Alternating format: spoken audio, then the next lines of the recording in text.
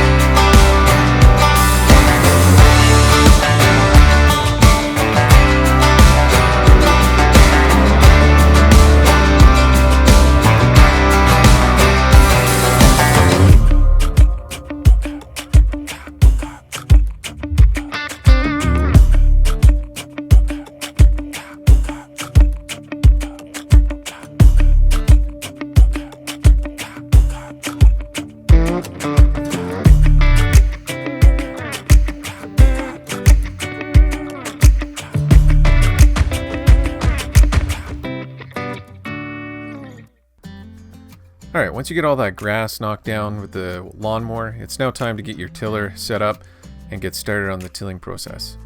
This year, what we had done is we had rented a tiller from a local rental shop. Last year, we had rented a ATV cultivator that we towed behind my ATV, which worked great, but this year we decided, since we had access to a tractor, to get a tiller. It would be much quicker and quite a bit easier and less time consuming. So once you've got that grass knocked down and you're ready to set up your tiller, attach it onto the tractor or attach your ATV to the cultivator and start the cultivating process.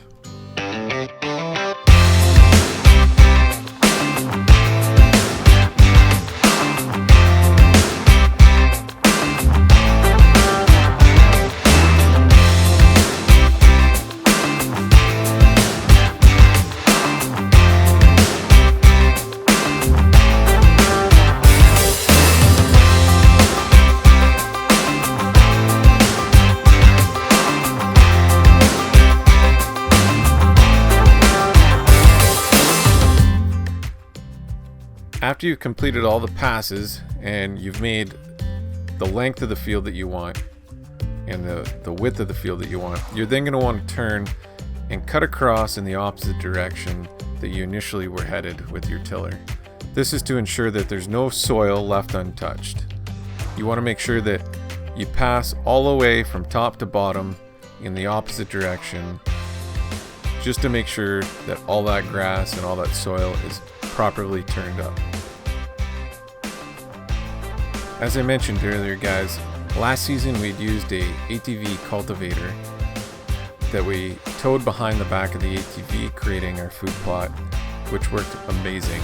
So you don't necessarily need a tractor, a plow, and a tiller. All you may need is just access with a four-wheeler and an ATV cultivator to get your food plot completed this season.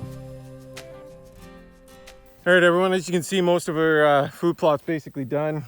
We've just completed the first task, which was to till up the ground, get it ready for putting the seed down.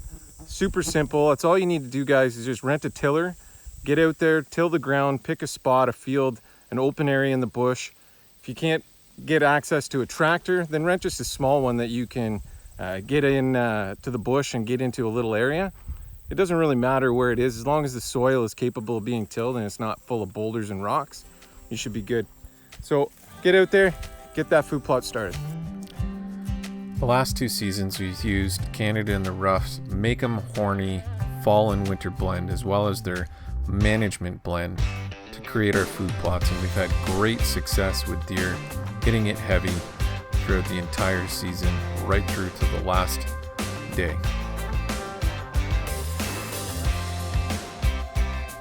When you guys are out there planting and distributing your seed throughout your food plot, you want to make sure you adjust your seeder so that there's several inches falling between each seed. That way none of the seeds are crowding each other out and have lots of space to then be able to germinate and implant into the ground and have lots of room for the roots to do their thing so that they can grow and grow quite successfully.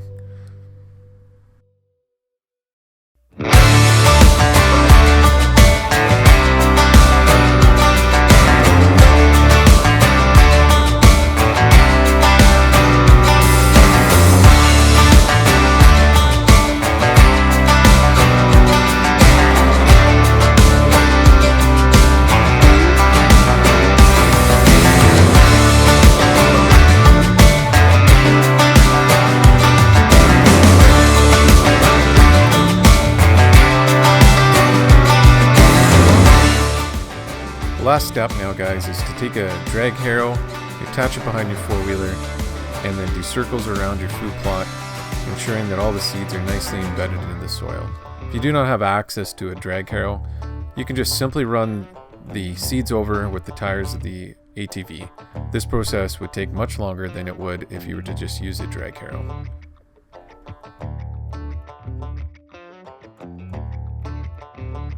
All right, guys.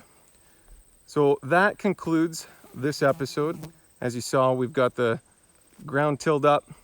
We put the seed down with the spreader. We then used the the drag harrows, and pushed the seed into the ground. Now it's up to Mother Nature to do her thing and hopefully water it for us. It looks like some storm clouds are moving in behind me here. I don't know if you guys can see that or not. Yeah, there we go. So hopefully that'll move this way, and we'll be able to get a good little rain on it, and then we'll come back and we'll keep you kind of posted. I'll pop a couple little pictures here and there in the comments down below, just so you guys can see it.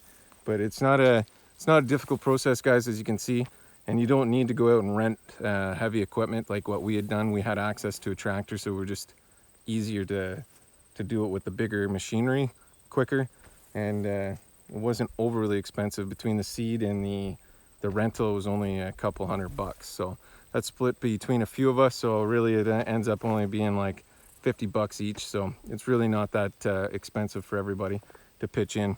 So hope you enjoyed it. If you have any questions or comments, please leave them down below. I'll try and answer them.